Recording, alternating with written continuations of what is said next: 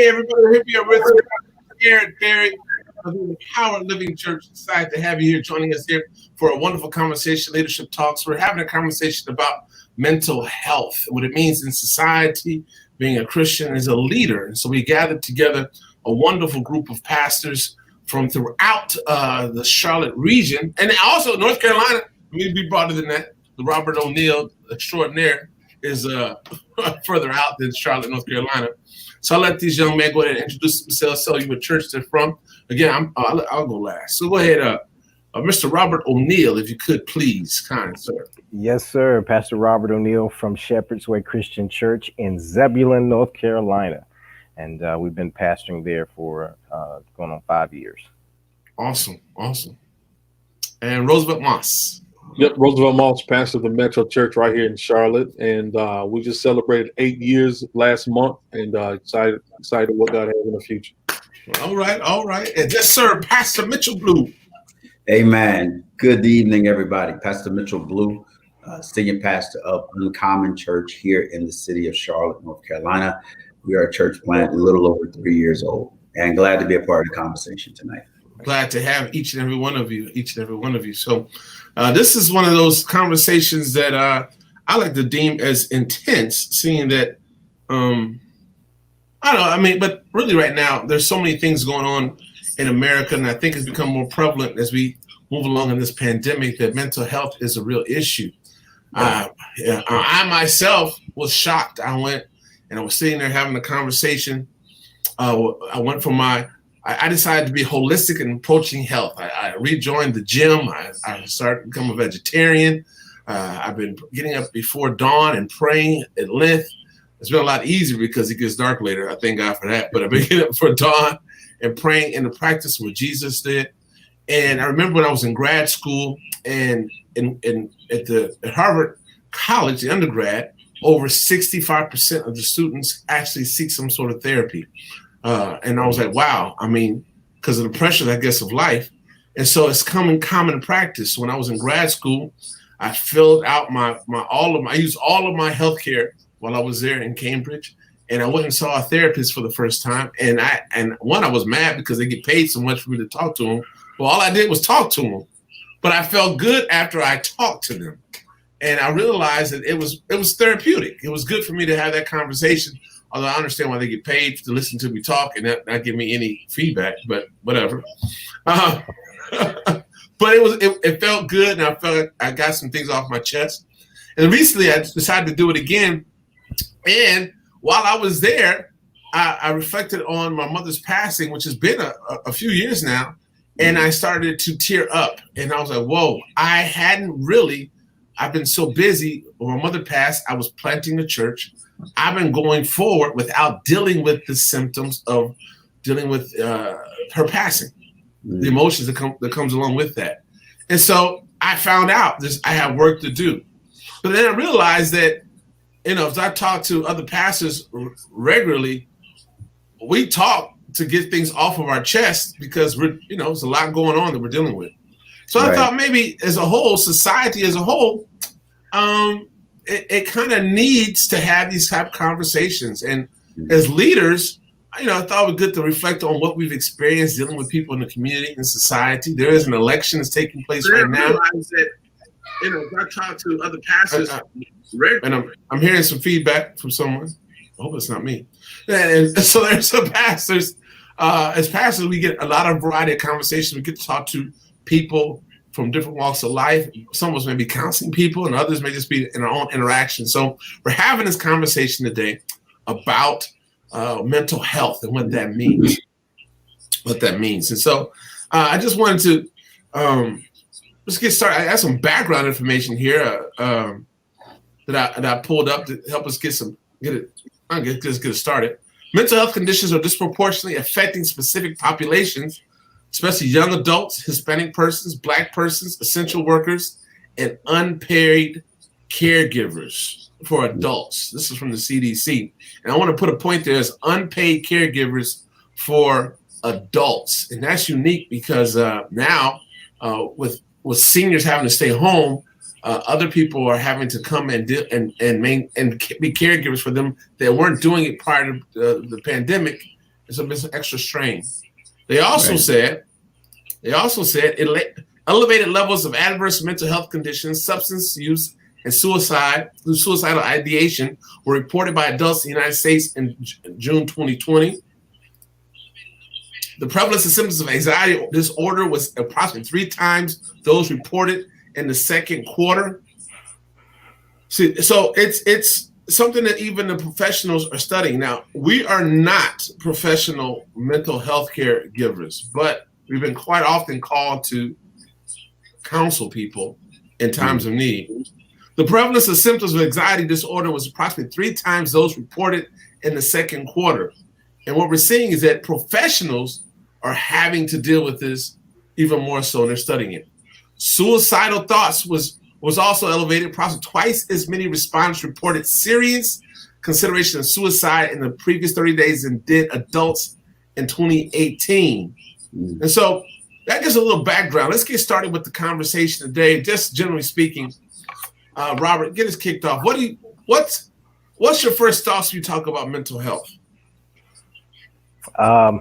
My first thought that it should be a common discussion and nothing that has stigma attached to it, that all of us have, just like your knee will have issues, or your elbow, or whatever, the mind can have an issue and it needs to be addressed. And so I think it's a common conversation that should be had without feeling weird. That's how I think about it. Yeah. Mitch, what do you think? How's your first thoughts? And that's part of my sentiment there. I think as a Black community, African American people as a whole, many of us grew up with that whole conversation. It's funny because it's like I went back to The Color Purple real quick, and that statement popped in my head: "You better not tell nobody but God." And we grew up with this stigma sometimes that, something's wrong with you if you go see a therapist or a psychiatrist or somebody. You go sit down on a couch and have a conversation that, something's different about you, something, as Robert said, weird, right? Yeah. But mental health is something that really should be taken as seriously as any other health condition that could actually take place in the body, if not more seriously, right? Yeah. You got heart problems, you go see a cardiologist. You got diabetes, you go see somebody and they give you sugar pills or whatever you want to call them. You know what I'm saying? But, when it comes to sometimes, I think mental health, and it's not something you can take a pill for, somewhat the stigma kind of creeps in, right? And people begin to label it as something that really it should not be, right? Yeah.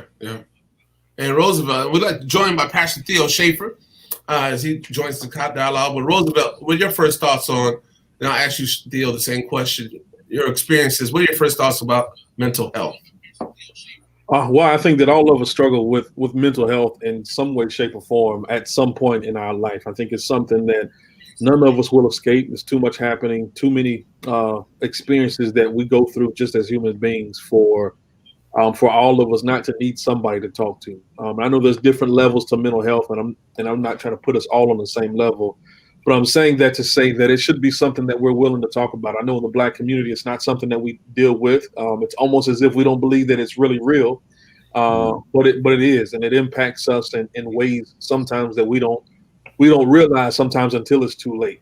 And I just think that I think it's a good practice to make where church should be a safe place to kind of have those discussions, and we ought to foster those environments where we're not maybe have to go against our own culture a little bit, but have to, like I said, create a safe space for people to be able to talk about the different mental health challenges that they may be going through, and try to help people get the help that they need. And I think that's part of our responsibility, not to diagnose and not to treat people with mental health, but I think to sometimes to be a bridge and to kind of help people find the help that they need, and create again a safe space for them to be able to do that. So, yeah. And Theo, did you hear the question, Theo? If you don't mind, repeat it for me one more time. Apologies, everybody. Sorry, I'm no problem. Had some ministry stuff just take place. So, So just on your first thoughts on mental health. This is so open. You know, Well, go ahead. Well, this is actually a passion topic for mine, because as Pastor Roosevelt just talked about, I'm quite sure my bros on the call also have already eloquated, like in our African American community, we've had transgenerational, intergenerational trauma from slavery on up, just disseminated through generation to generation. And if you couple the advent of being introduced to Christianity through predominantly white slave masters, as far as just a generic ecumenical point of view, I think we as a church, we're late to the party. I think you guys like me, even though I came up in the faith predominantly in Mississippi, which we still have like some old archaic ways of doing ministry. Like I remember depression being called a demon, anxiety being called a demon, and let's pray that I come to the altar, let's cast it out. And I remember, man, being a licensed minister, 16, 17, preaching, teaching, baptizing, doing everything my pastor taught me how to do, and having panic attacks, didn't know what it was, blackout, depression spells, didn't know what it was, until I you know, I remember my pastor rebuking going to counseling.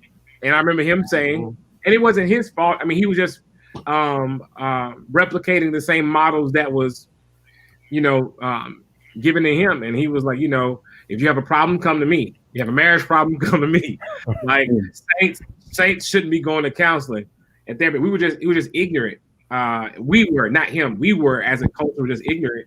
But now, my last statement on mental health, and I know you guys can speak to it just as much as I can, but I go to therapy. I have counseling because the first church I pastored here in Charlotte, North Carolina, not Grace Church, the first church we pastored that we were assigned to take over, basically that experience there, pastoring that church, triggered all of my trauma and all of my bad behaviors, pornography, depression from my childhood. It triggered the mental abuse from my father. It triggered abandonment from family members. It triggered depression, chronic anxiety. And I remember, I'll give you a picture. Last thing I shared with my bros is, I'll give you a picture. I remember one of the final Sundays in the last few months we were pastoring at church. I remember having a panic attack that Sunday morning and crying, saying, I hate it. I don't want to go to church. And my wife having to pray for me and almost literally drag me to church because I had to preach that Sunday. Wow. So yeah, I love this. We're getting ready to start we have a monthly discipleship series called Becoming Whole here at Grace, where we attack and bring in therapists, bring in counselors to do sermons with us to attack and pursuing wholeness. But anyway, so yeah, this is good. Yep. Very good. Very good. Yeah. Very good. I want to ask a couple of questions to get it started. This one: what has the pandemic felt like during this pandemic? Who wrote that question? Yeah, I read that question and I was like, somebody was in a hurry. Somebody in the production team was in a hurry. But the pandemic has felt like a pandemic. Yes. Inside of a pandemic. Yes. It's been rough. Absolutely. Yes. It's been rough. Somebody take that question, please. Well, I think for me, man, I think I see the pandemic twofold, right? For me, I think at times it has felt like a blanket that is suffocating me. And at other times it's felt like a liberating experience as well. And I say that two ways because I think that, you know, at times you felt constrained. At times you felt like I can't move and maybe even I can't breathe. But then I think the flip side of it is it has exposed so much and shown you not just yourself, but it's shown you other people as well. And that part to me has been liberating because I've been carrying the weight of relationships, carrying the weight of other things, and you realize that other people are not as invested in this as you are. So then it presents you with a position like, okay, well, if they're not as invested in it as I am, why am I trying so hard to make this work when they've already made the decision that they don't want to make it work? So it's like, all right, it's kind of showing you too, who's really walking close with you, who's not walking close with you, some relationships that you need to recompartmentalize, for lack of a better term. I read a book earlier this year by Darius Daniels called Relational Intelligence. And if you've never read anything by Darius Daniels, I encourage you to get that particular work, because it really helped me pre-pandemic. Matter of fact, I preached a whole series of messages based on the book in January, or January going into February, about relational intelligence. But it kind of helped me, because when the pandemic happened and these things started to be exposed in certain relationships, then I knew, okay, now I got to shift gears. Where I had you potentially as a friend or a close friend, I need to move you to the associate zone. I need to kind of deal with you in a different way based on what the pandemic has exposed. So, like I said, it's felt constricting at times, but it's also been very, very liberating and defining for me as well. So, win-win. That's good. We want to welcome Dr. Joseph Kimbrough to the conversation. Dr. Joseph Kimbrough is a leadership coach extraordinaire. He helps businesses grow. I think he's definitely a motivator. And we want to welcome him to the conversation as well. And he's a former church planter pastor too. And so he has held many hats, and he's married. So, we all need some therapy, as we all are married. Amen. Amen. Let's stay on the mental health. We deal with mental health. Let's stay focused, right? It's good stuff, though. It's good stuff. So welcome, gentlemen. It's great to be here. Sorry for my tardiness. I had some other duties going on. You know how I'm saying, the wifey duties. So I had to deal with that. So I'm just sitting back trying to enjoy the conversation. But I'll tune in as soon as we start getting going. But thank you. Sorry for tardiness. Right. Here's another question. Is it common for people to experience some type of mental illness, for example, feeling low self-esteem, numb, or worthlessness? I think one of the pastors mentioned, I think Pastor Robert said, or Roosevelt, or both of them, that it is common. But what have you experienced as your walk now as a leader, as you come across people? Is it something that you see regularly, that someone's having some sort of, going through some sort of mental illness, depression, or extreme sadness, however they want to say it?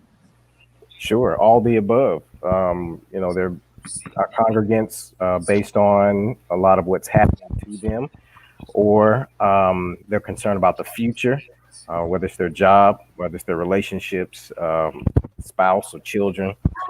They're feeling overwhelmed, and it moves from anywhere from anxiety to total low self-esteem, total depression. I mean, just the gambit, as people are trying to wrestle with what's happening right now with this pandemic, and even the political stuff.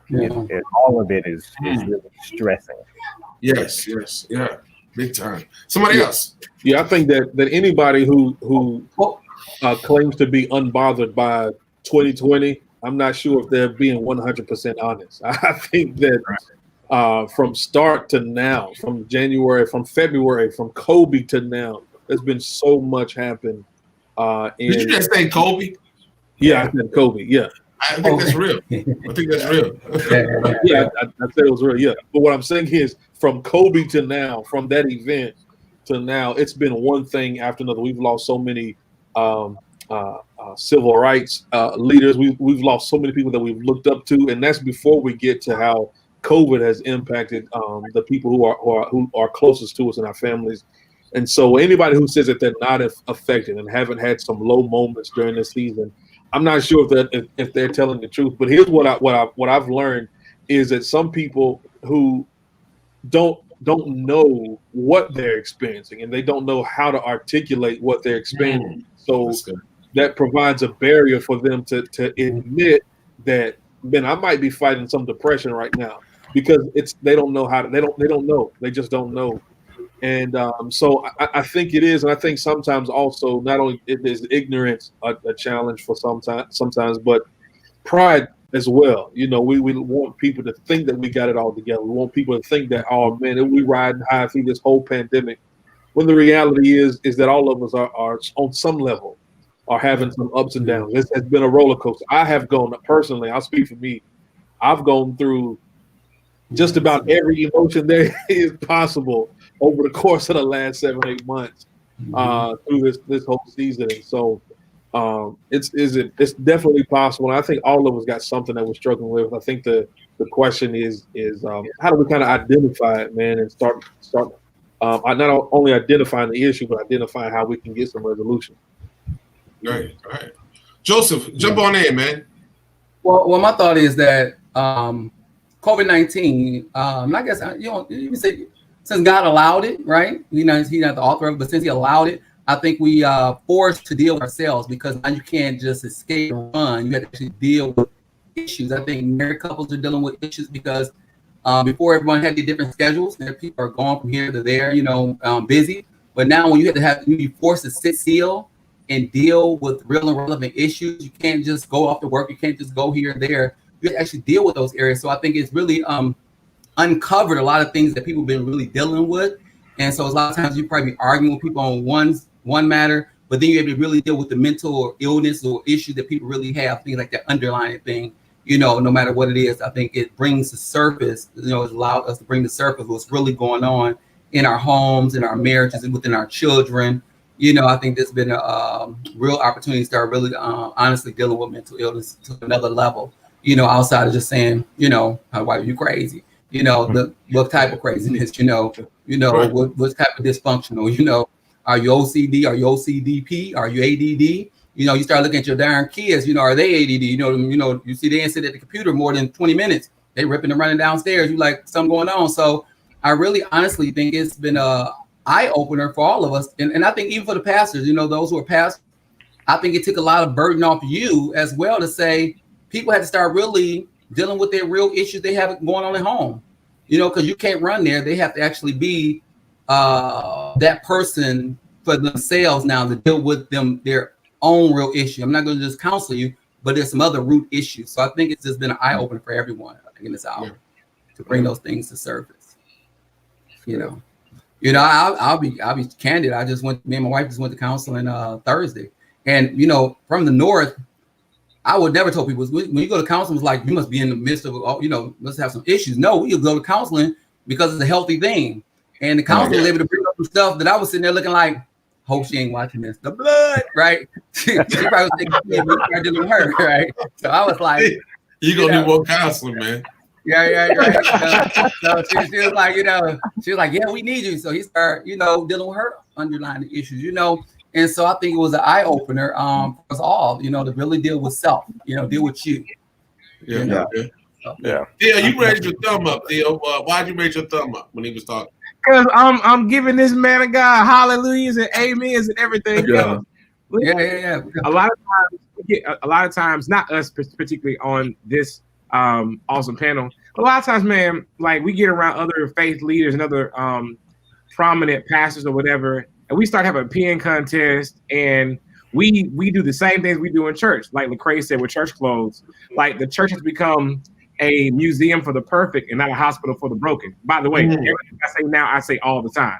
So and so I glory in my infirmities. I throw all of my junk out. I'm discipling in my church. They know how cray I am. I let them know what's going on. Like I like to be free, because there was a time not too long ago where I was an elder or an associate pastor or growing up in ministry, yada yada, and I wasn't free, struggling, free, bleeding from the pulpit, bleeding from the pew, faking it in front of everybody, and just broken and jacked up. The truth of the matter is, man, like man, ain't none of us got it together. You know what I'm saying? Right. Like, and so I was just giving Dr. Joseph a thumbs up, because yes, that's exactly it. Our people need to know, because there's this level of expectation we have as leaders and as pastors, that we're superhuman, that we ain't got no issues and no problems. Man, we're going through the same junk y'all going through. Like my wife is not too far from me right now, but I'm gonna crack this joke, but I'm being 100 with you. I was just having some discipleship time with a bro of mine that stays out of town, and he was like, Pastor, man, don't judge me, but I've been thinking about, other women. I was like, hey, bro, look. I've been thinking about you know what I'm saying? Like I'm just like, we're doing. David had 100. Look, David had thousands. Bro, what? Okay, like He said his wife is I should have been left Theo. You know what I'm saying? I should have been left Theo. But like the systematic is Corey. Because like I'm not see what I'm saying? Like, go somewhere. Okay. We are emotionally unhealthy. We are emotionally unhealthy. Can't even let your man of God do it. That's right. Other pastors or Yeah. the other pastors without you saying something. Like we need help, we need therapy. And I love the fact that Doc brought that out that hey, his wife went. And last thing I'm gonna say to this famo is that we have to let me not say it like that, but it's okay to go after. If I'll move my kid to a different school district so a better opportunity to get a scholarship, if I'll move my family for a better job opportunity, if I'll swim over the ocean coming from a communist country to get to America to put my family in a better situation and risk my life to get here, shouldn't I do the same thing for my marriage? I shouldn't wait for there to be problems. Should I do the same thing for my personal mental health? Yeah. Wait, and you know what, pastors and other pastors who might be watching, it's okay to be jacked up and still preach and still disciple and still teach and still. And one thing I've learned is, man, we gonna be tired. We're gonna deal with things. Man, do it while we're in it. Let them see that. You see what I'm saying? Last thing I give you is oh boy with the withered hand. Oh, never mind. Go ahead. No. Just what you said. See, just what you said. We on Zoom call, right? And y'all heard about Tobin, right? Was it Jeffrey Tobin on CNN? See, he was dealing with issues. He should have had some good brothers to talk to so he wouldn't get exposed. You know, he was on Zoom. He was doing something he wasn't supposed to be doing on Zoom. He thought the camera was off. You know, now he's like, oh, I got to go get some help.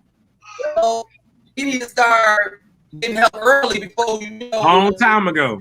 Right. Comfortable to do that right then and there. You know what made him lead to that? You know, people about isolation and people at home and people. You know, it becomes a lot. People need a breakthrough, but at the end of the day, this has forced us to deal with us and our own issue. I mean, even the church. Think about this: the pastor church, when the churches are not, the doors are not open, 24 hours a day, 7 days a week. So now you're forced to try to strategize, to try to think outside the box and deal with your own issues. Did that congregation define you as a pastor, a leader? Did if all this stuff was gone, you have to deal with you.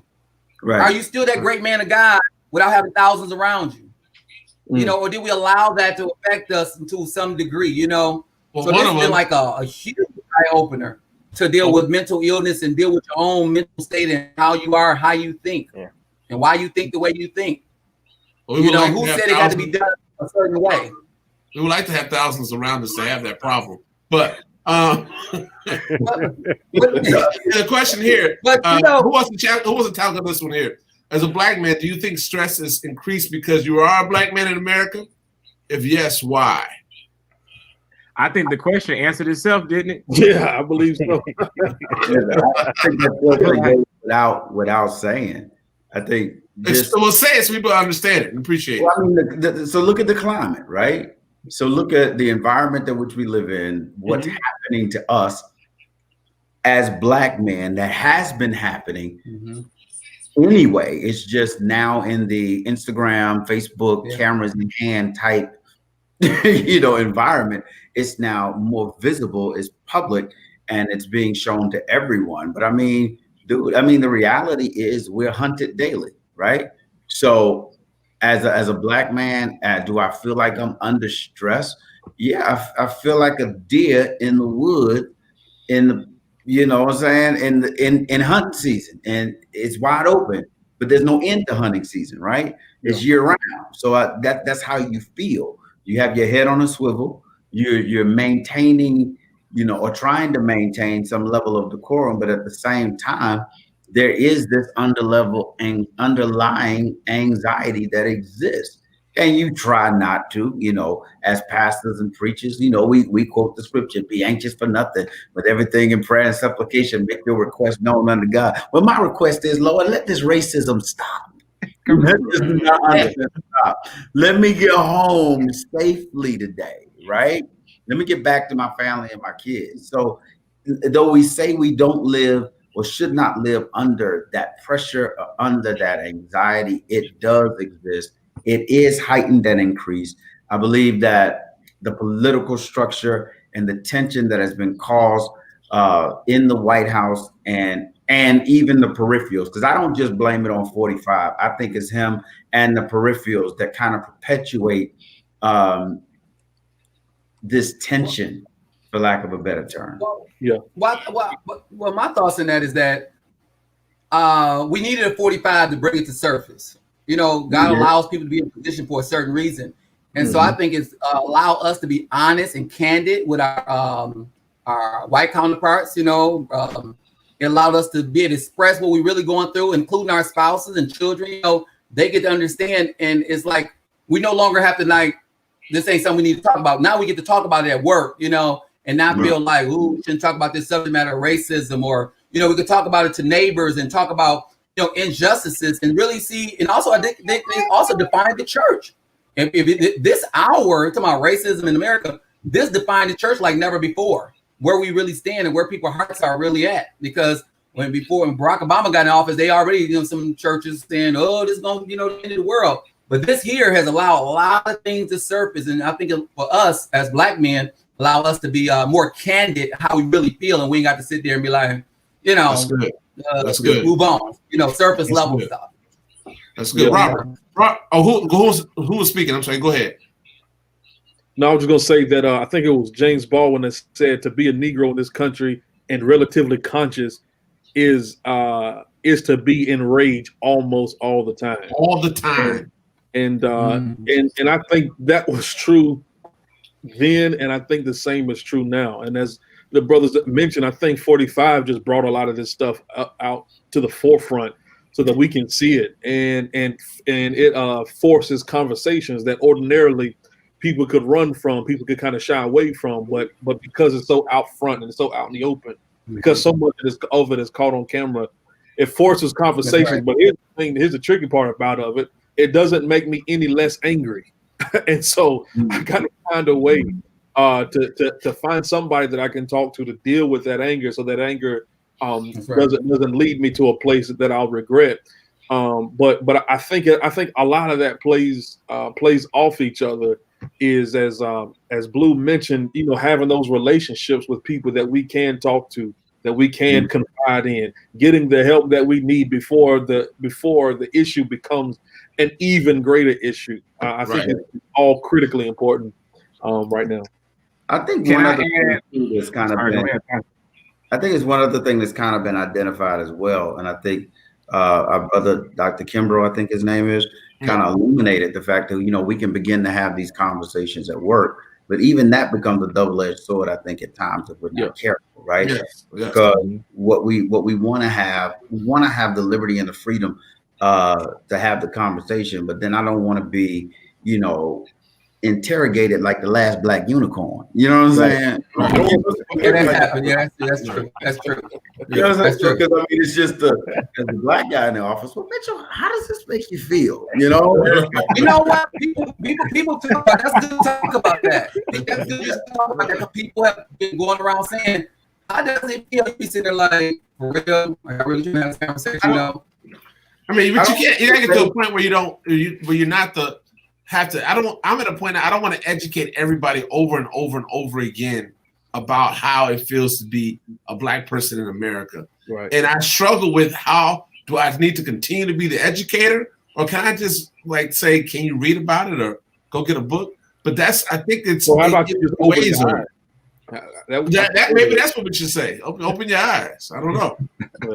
I was going to ask a political question, but this is a question because of time. Did you or someone you ever consider suicide? If so, why did you or that person choose to live? Does anybody ever? So you think about it. I was raised, I think we said it earlier, that you cannot commit suicide. I was raised Kojic on my grandmother's side and conservative Baptist on my grandfather's side, and my father was Catholic. So suicide was, when I was being raised, was never an option that you could do, never. So I've actually heard more often in my own church, or I won't speak of my church, in the church community, of people actually contemplating suicide who were black, which wasn't 10 years ago, that was not the norm. It's become more prevalent now. But I didn't put my mind to a place when I was sad, could I commit suicide? And I don't even just so I can try to empathize with the person who considers it. And I can't get there. I can't wrap myself around it to understand it. So I'm still trying to appreciate when people get to that point. But have you known somebody who's considered it and why they choose to live? Or So I'll go. I think one. Okay. I was close to committing suicide, but more so because of the idea of death, if that makes sense. Like suicide wasn't prevalent in our community. And I think had I been born in this generation, I probably would have killed myself. So during those times of chronic anxiety and depression, the trauma, the emotional abuse and all of that, every night I went to bed fascinating about my death and fascinating about how I would die, how I want to die, not being here anymore. Fascinating about life. I remember it was so bad. I remember waking up every morning here to go to school and being surprised that I was alive. Almost like disappointed. Almost disappointed. Mm-hmm. I wanted to share that experience. I don't know anybody personally that unfortunately succumbed to suicide or thought about it. But that was my experience coming up. And just for more transparency for anybody who's watching, as a pastor, as a husband, a father, all these other things, I still to this day, I have a healthy reflection of death because it clarifies life, but also too, I have to watch it because the depression will seep in and I'll become fascinated again with the idea of me leaving here. Mm-hmm. And the reason why I think the Lord has allowed me to feel some energy to live is because of the drive to do more for others and to accomplish some goals, like the idea of what I can do for people I love and serve or inspire the world, and the idea of what I would do to my wife and my kids. That keeps kind of gravity in it, although every week I fascinate about death and my death in particular, and just being honest with everybody. Yeah, thanks for sharing. Sharing. Yeah. Someone else. So going back to just to piggyback what he was saying. So was it the hopelessness? Was it like hopelessness? I'm trying to think about. I can't even imagine the thought of death. I mean, I know life can bring, because of life circumstance and so forth, can get you to that point where you just want to just for it to go away, right? But was it hopelessness? Would you say? I mean, like you said, in this hour, our young people. In this current hour, Doc. Say it again. In this current hour, where am I today? No, not where you at today, but where you were before. Was it? You said it was because of overwhelming appeals, or was it hopelessness? So it was. I was referencing my youth, my teenage years when I was struggling with chronic anxiety and depression, and the fascination with death. It was more so of something had to be better than this. You know what I'm saying? Like the idea of death was more encouraging than living through what I was living with at the time. It's kind of taking on a different emotional paradigm, mental paradigm now that I'm older. Because again, death clarifies life, so it makes my living more intentional. While at the same time too, I still have to deal with the emotional. It's almost addictive. It's addictive. It's addictive. I guess I want to say this here because like you said, we're dealing with COVID-19 and our young people. Like you stated, I've seen a lot of young people commit suicide. I've heard of a lot of young people, especially in the Detroit area, committed suicide. And I know it's hard, especially when you have parents or Christians, for their child to experience suicide at such a young age. I mean, what were some of the signs that that we should look out for, and what can people do in this hour to address that? That a person in that situation, because it's one. I'm happy you shared it, but now we have to try to figure, okay, what are some of the things that you said, or what are some of the signs that a person is really depressed, like besides just saying trust God, what is some of the things that we could do to help a person like that if they are thinking about suicide? Or it's like not just saying call the 800 number, but That's a We good do. question. That's a good Or question. and also, what are some of the signs that we need to be aware of if a person is to that point? So I don't know if it's more, I don't know about signs or anything like that, but I think one of the greatest remedies is something that you mentioned before, because I think the root really for a lot of it is hopelessness and feeling like there is no escape, right? Mhm. And suicide is the escape in the minds of many of them, right? Pastor Schaefer said, you know, there's got to be something that is better than this. And I just want to do whatever it takes to make this stop, right? Yes. So the trauma of this, the pressure of this, Pain. Yep. this, whatever makes this stop Yep. and me not existing sometimes is that answer for people. But what they don't understand, or what many times we don't understand, and I won't say they, I say we, because this is the thing. Don't ever say what you won't do until you've been in the pressure or the crucible of another situation, right? And I think the pressures of life cause all of us to have thoughts that run through our mind. But it's only by the grace of God that we don't act upon those thoughts. Right. So I cannot say that I personally know someone that purposely committed suicide, but I was a youth pastor many years ago, and there was a young lady in our church that was a part of our youth group. And she had a set of friends, and they used to do this thing called the choking game. And it was one of those things where, you know, basically you almost strangle yourself to the point of you almost passing out, and that releases endorphins in your brain, and it causes you to get this feeling like you're high, right? So kids were doing that then. It's like 10, 12 years ago, right? But it just so happened that there was a young lady who got into it, but, you know, was by herself, couldn't shake herself, couldn't get out of whatever it was, and ended up, in essence, committing suicide. So it wasn't like, now you're trying to pastor a group of 250 kids through a friend of theirs committing suicide. So it's like, wow, you know? So then just like all of the theological stuff comes to your brain, like, okay, did she go to heaven or did she go to hell? And then you're trying to deal with the balance of all of that. And you're just like, I just wanted to stop for me. You know, it's just like the pressure of it, right?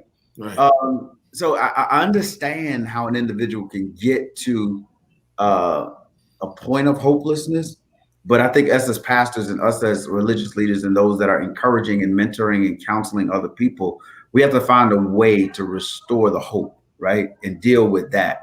If we can deal with the root of hopelessness and kind of get that to turn, I believe it opens the door for further conversation to dig even further beyond the hopelessness to even other roots that may exist, whether it's home structure, school structure, family life, whatever. But I think you have to deal first with that root of hopelessness. That's good stuff. Well, I want to transition just a little bit. Is it possible to have a healthy and thriving dating relationship or marriage while dealing with mental disorders? What if one person has it? What if both people have it? And we heard people talking about going to marriage counseling, regardless of for when the good season or in the bad season. I know one bishop in California who had us on a TV show. He was saying they've been going to marital counseling for the last 30 plus years every week. They just don't stop. They just continue to go. So what do you think? Is it possible to have a healthy, thriving dating relationship or marriage while dealing with mental illness, mental disorders? Mental disorders. I'm not a physician by no stretch of the imagination, but mental disorders sound very sounds like it's in a category a bit of itself. I don't know if all of us deal with mental disorders. But I think so. I would have to let a physician deal with that. But I do. A disorder could be depression, could be sadness, extreme amounts of sadness, could be being downtrodden, could be those type of things. Right. Yeah, I think it's possible. I mean, I think it's very possible. So it's not always positive, but it's possible. Sometimes we get good at putting on a show. We get good at putting on a show and pretending that things are going well and pretending that things are okay. And a lot of times that's where the mistake really is when we try to pretend rather than being humble enough to say, hey, I need some help. we can do well for days, weeks, months, even years until something catastrophic happens. And that's the only thing that provides the avenue to really dig deep and only to realize that they've been struggling with this thing for however long, and you had no idea about it. And so I think it's possible. I'm not saying that's possible in a good way, but in a good way, it's possible if both parties are aware and both parties are willing to do the hard work and to do what it takes to work through that and to get the necessary help and to to be patient and all those other things that comes along with that. But I think it's possible, but for it to work out in a positive way, like you said, the pastor who gets counseling every week, it may take that. And I think you got to be willing to that if you want it to be successful. But I think it's possible, but it definitely takes some honesty, it takes humility, and it takes a lot of teamwork, a lot of sacrifice and patience to be able to pull it off. But I think it's possible. Yeah, very good. Well, gentlemen, we come to a close. I'll give everybody a chance to make their last statement. Please mention your church, how they can find you, and anything you want to say to the people who may be struggling with mental disorder, sadness, depression, struggling in their marriages, or just struggling to stay here with us on earth. Who wants to go first? And we'll go to your right once you get started. All right, was very good. I'm gonna start at the top and go to my. I don't know, Joseph. You start. You have 1 minute, and we'll go around that way. Go ahead. Oh, let me take it. Go ahead. Joseph. All right. Yes, sir. He like that mute, but he like that mute, but he can get the debates, right? Just muting folks, right? But no. You like that mute, right? But one thing else is find somebody that you and this I think all of us have someone we can actually be honest with and transparent with, a good brother in the Lord. Actually, really share your heart. I think we all need people in our life we can share our heart with, keep us open and honest about ourselves, our dreams, visions, and help us push us to the next level. I said, just find you. That's what accountability partners. This is someone you can really be transparent with in this hour. I think that's the most critical piece. I would say to maybe help you talk about your issues or whatever you're going through. Just find somebody. Very good. How can they follow you, Mr. Dr. Joseph? I don't know if Bear's still on his thing. No, how do they follow you, Dr. Joseph? Social media. Robert, can you hear me? Yeah, we can hear you. We hear you. Yeah, we can hear you. Oh, okay. I don't know if Bear on my side is spinning. Oh, there you go. Yeah. How do people follow you on social media? Where? Oh, they can. Me? Oh, you can go to gameondoctor.com, gameondr.com, gameondoc.com. Yes, Game On Doctor. Excellent. Let's go, Theo, around. All right. So, first thing I want to tell everybody that's listening, we love you. God loves you.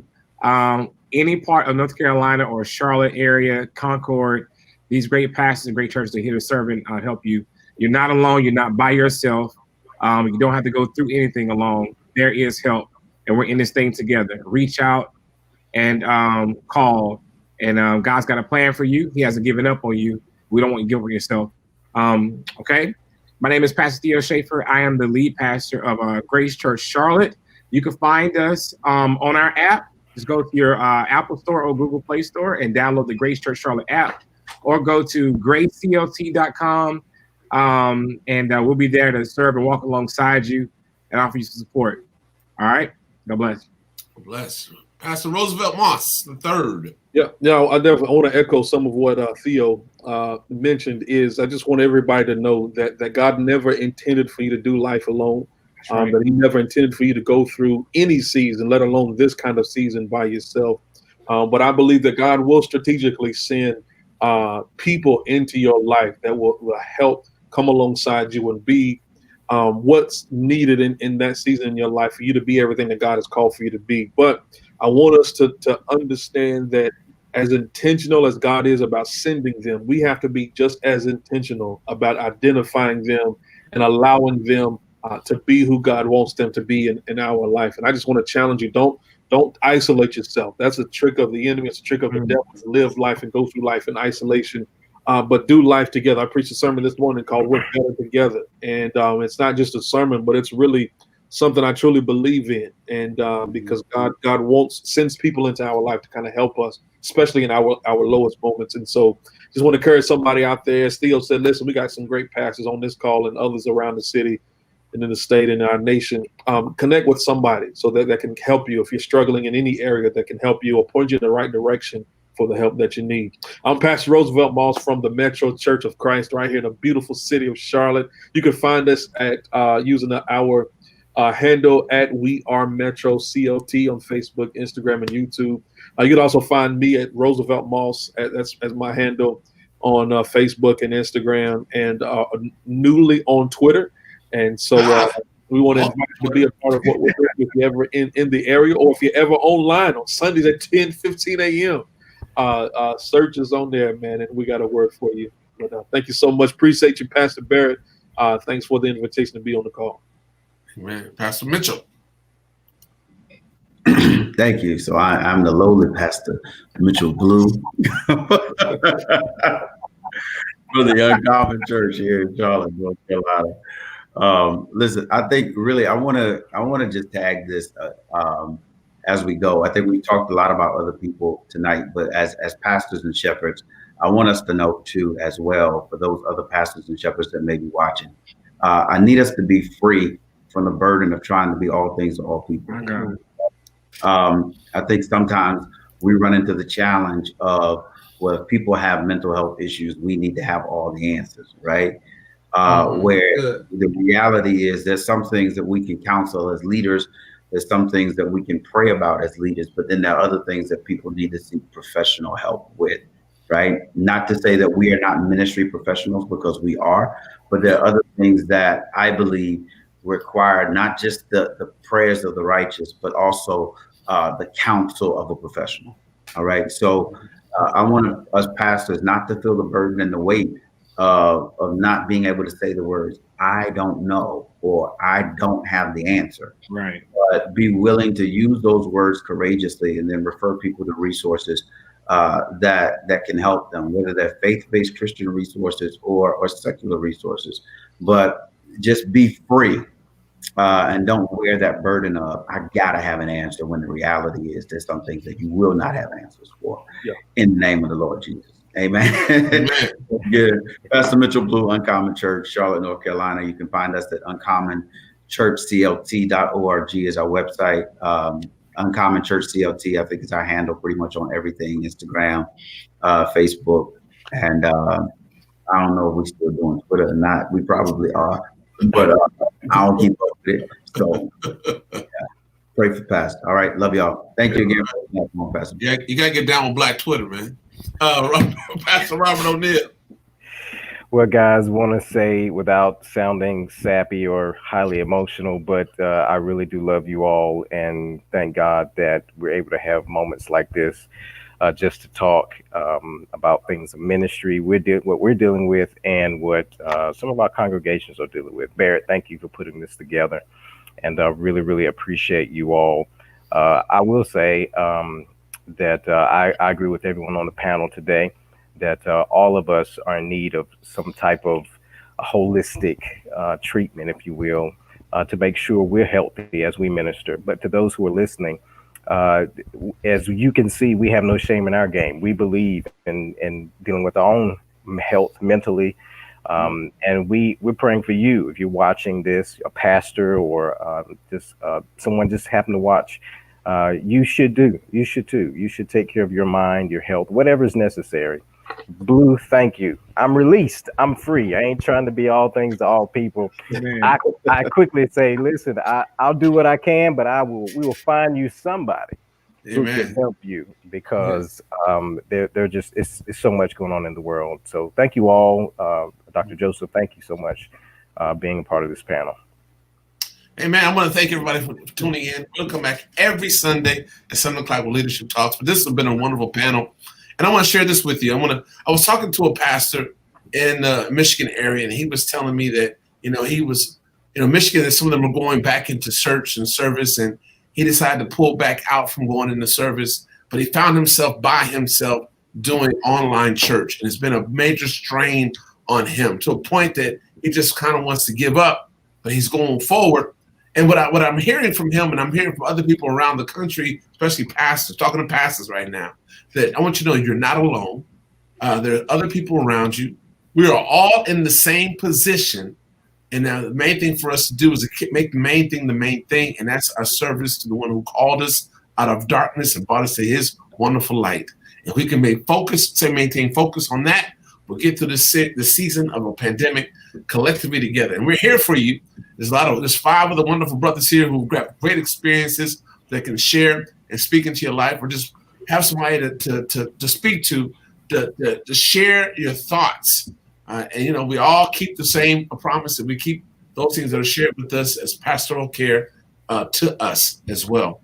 And to those who are contemplating just life in general, just know this: Jesus came and paid the price. He bought us at a price, and we're not our own, we're God's. And because we've been bought and purchased, hallelujah, with this grace and mercy, we all have the fortitude and the possibility to continue to live, love, and laugh through this season, knowing that God still sits on the throne. I'm so ecstatic to know that it ain't about me.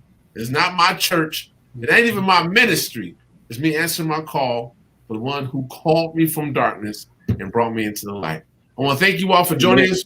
This is Pastor Barrett of the Power Living Church. Come back and join us next Sunday for another session of Leadership Talks. Matter of fact, at our church, for the whole month of November of Leadership Talks, we're having conversations with mental health professionals, so we can, kind of wrap ourselves around this season right now of a pandemic, of an election, which we should all be concerned about what happens after the election here in this country, and what that means to those who are really being stressed about what happens after the election. All right. Love you all. God bless. Thank you all, gentlemen, for joining us. Thanks, sir. Thank you. Bro. Amen.